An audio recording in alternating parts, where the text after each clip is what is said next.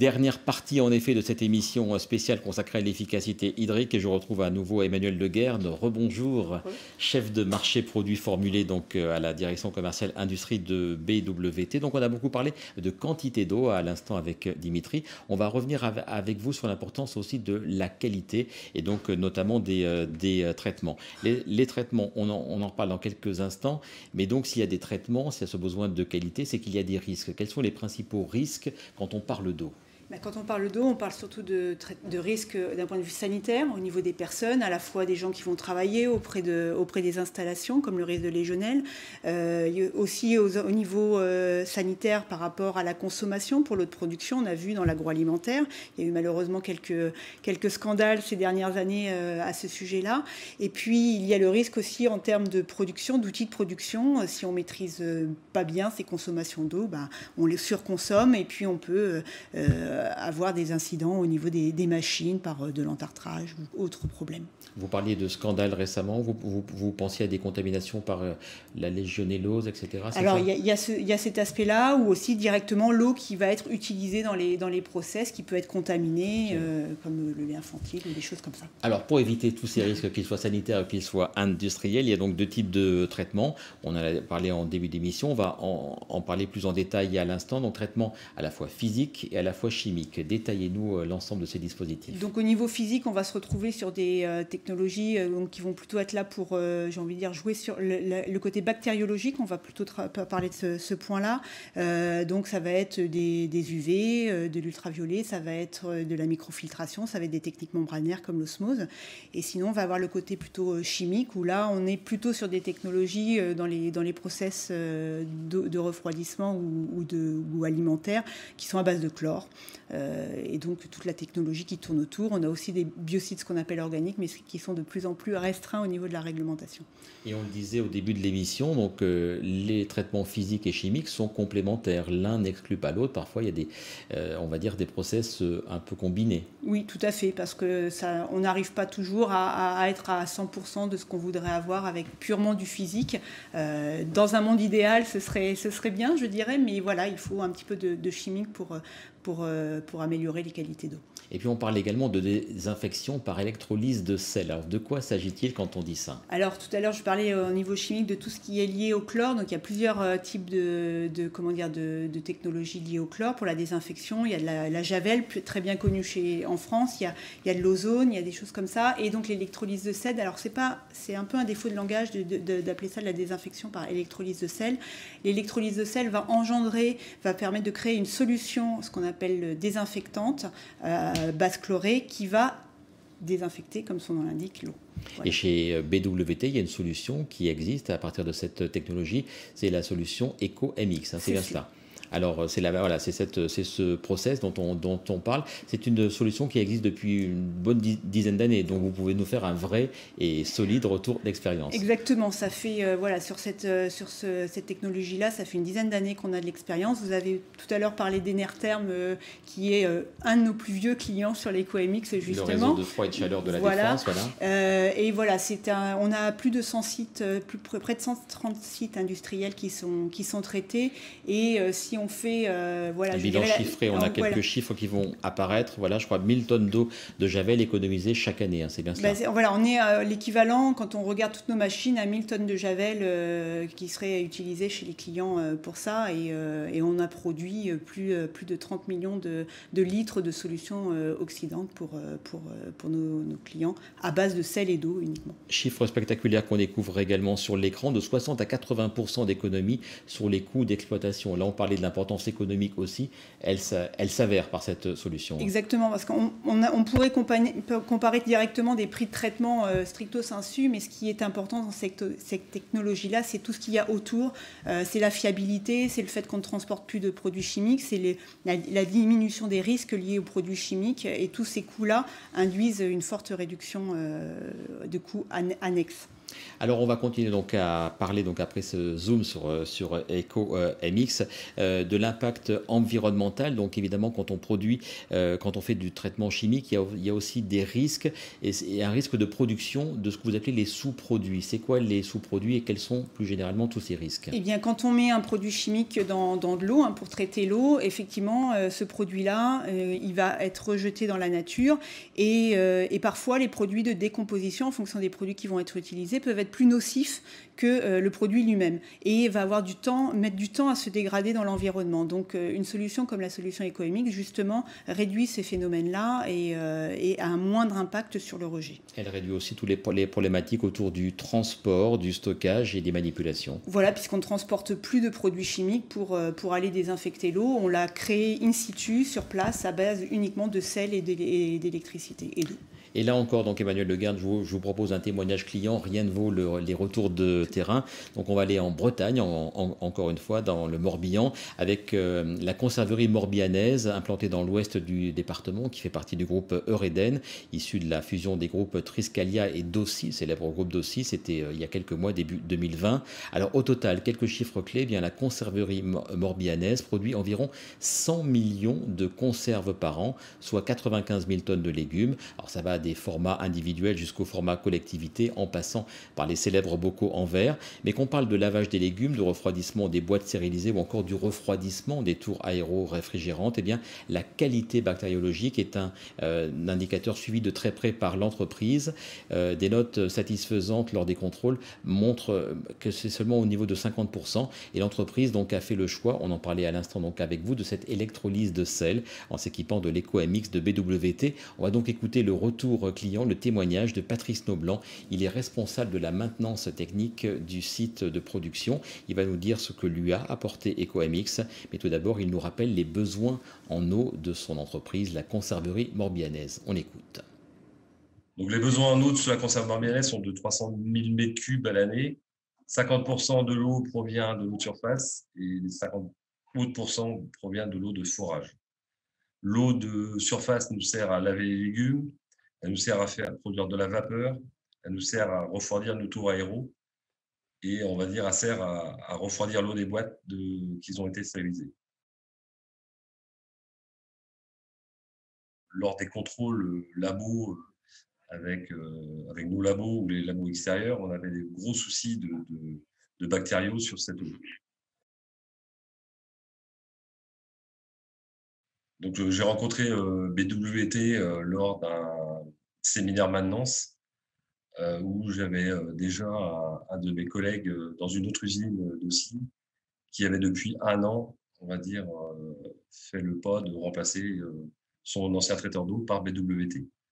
L'EcoMX, on va dire, a été installé en mai 2018, donc ça va faire un peu plus de 2 ans et demi qu'on traite l'eau avec BWT. Et j'ai engagé un contrat de 3 ans que je vais de toute manière renouveler. Donc, les notes bactériologiques qui étaient avant 2018 à peu près à 50% satisfaisantes sont passées petit à petit parce qu'il a fallu tout nettoyer le réseau d'eau et la solution EcoMX, on va dire, a fait que petit à petit on a nettoyé notre réseau et là on est passé à 95% de notes satisfaisantes. L'usine est traversée par une rivière, où on pompe l'eau, comme j'ai expliqué tout à l'heure. La solution, on va dire, EcoMX est quand même beaucoup moins risquée que du javel. En fait, avant, on avait un stockage de 5000 litres de javel sous rétention, mais qui demandait beaucoup de manipulation pour amener du javel sur les tours ou bien sur les stérilisateurs. On va engager avec WT pour 2021 le remplacement de toutes les fontaines à eau qui nous demandaient auparavant beaucoup de manutention avec des grosses bonbonnes d'eau de 20 litres. On a d'ailleurs eu un accident de travail l'année dernière et donc on a décidé dès 2021 de remplacer toutes ces fontaines par des fontaines BWT. Donc 2021, à la conserverie morbihannaise, il y aura des fontaines à eau pour les salariés. Eh bien, sachez, c'est la minute télé-shopping de cette émission, que les fontaines à eau s'accompagnent quand elles sont installées donc par BWT, par la fourniture aux salariés de cette gourde, qui est très pratique évidemment pour s'hydrater suffisamment tout au long de la journée. Gourde en verre, hein, c'est important.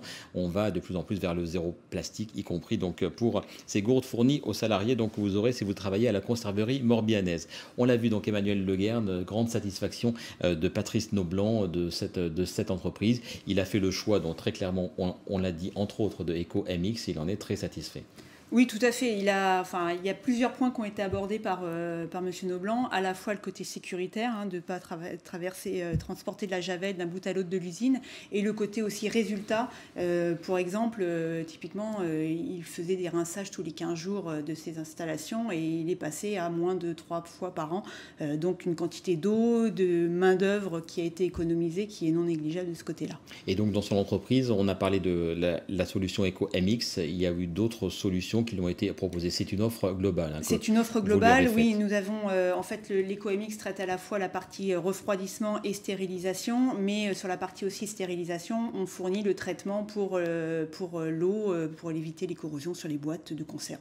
Dans un instant, donc, autre témoignage, ce sera celui de l'entreprise Cepol en Seine-Maritime. Mais tout d'abord, on va revenir, comme avec Dimitri, sur l'aspect réglementaire des choses. Et l'aspect réglementaire, il est important. Il y a de nombreuses normes avec des numéros et des chiffres. Alors, on va en citer deux essentiellement. On a parlé tout à l'heure du risque de légionellose. Eh bien, il y a une norme qui le traite tout particulièrement. C'est la norme ICPE 2921. Voilà, c'est l'arrêté ministériel de la rubrique 2921, bien connu de tous les industriels, parce qu'un petit peu lourd d'un point de vue administratif, mais qui a pour but d'encadrer le suivi du traitement contre la légionelle dans les installations de refroidissement.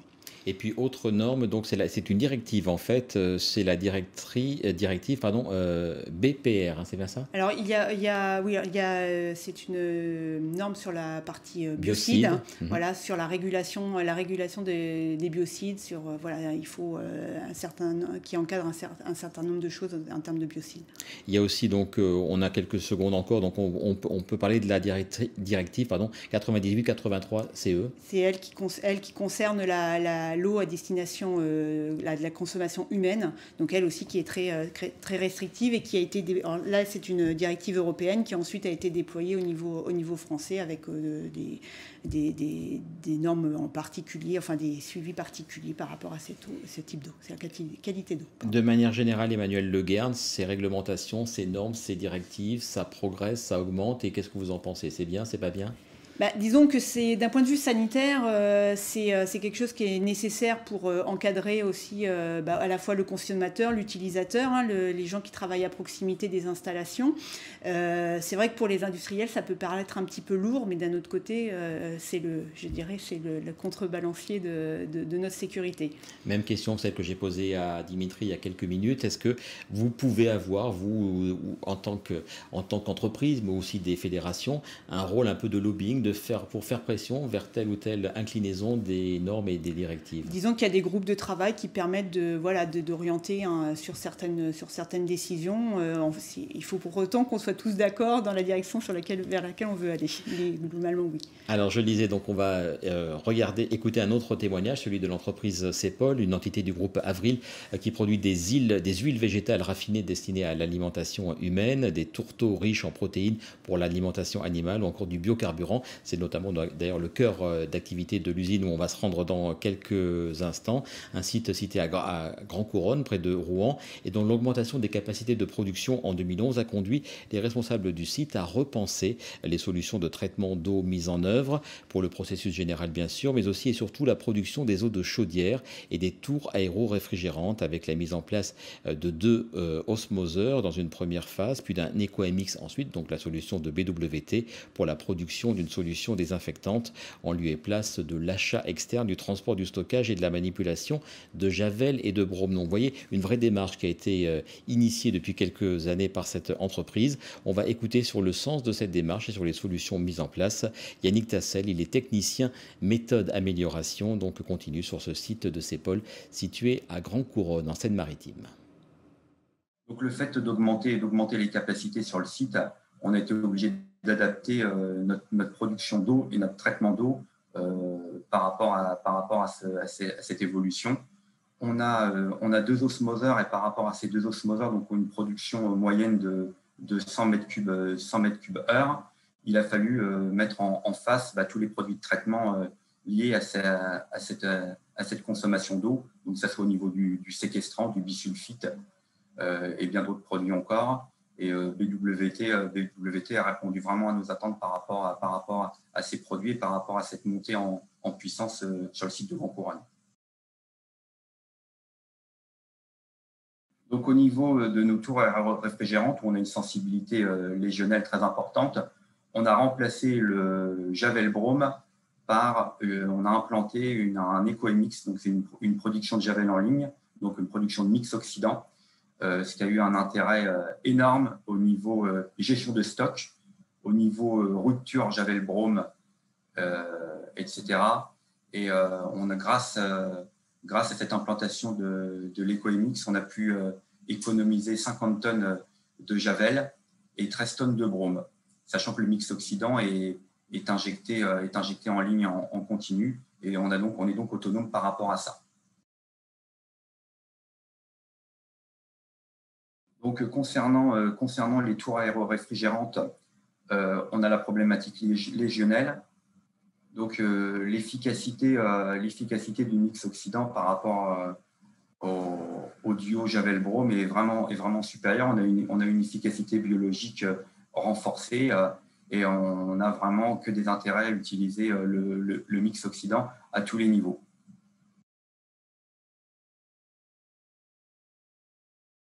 Donc, concernant le Javel-Brome, il est évident que ça a eu un impact énorme puisqu'on n'avait plus de manipulation de produits, sachant que les quantités sont quand même importantes. Et donc, plus d'exposition des salariés avec ces produits. Donc, ça a été vraiment très intéressant de passer directement en mix oxydant et de ne plus avoir à gérer les cubiténaires et les transferts de ces produits.